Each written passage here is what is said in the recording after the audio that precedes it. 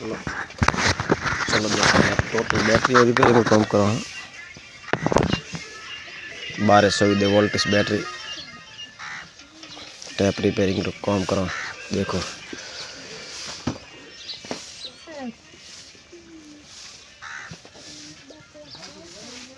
एलीमीटर rewinding एलीमीटर rewinding.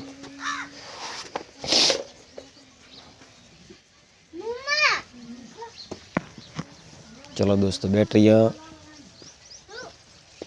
30 ampere 12 ampere, ये voltage वाली battery है, एम्पियर वाली नहीं है। टोटल वोल्टेज मशीन है बैटरियाँ।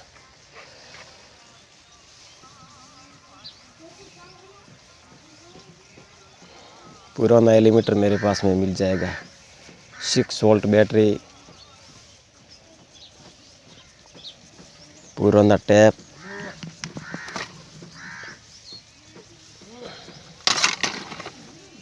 वीडियो कहाँ से देखो नहीं देख रहा, जरूर कमेंट बॉक्स में जय बजरंगबली लिखना।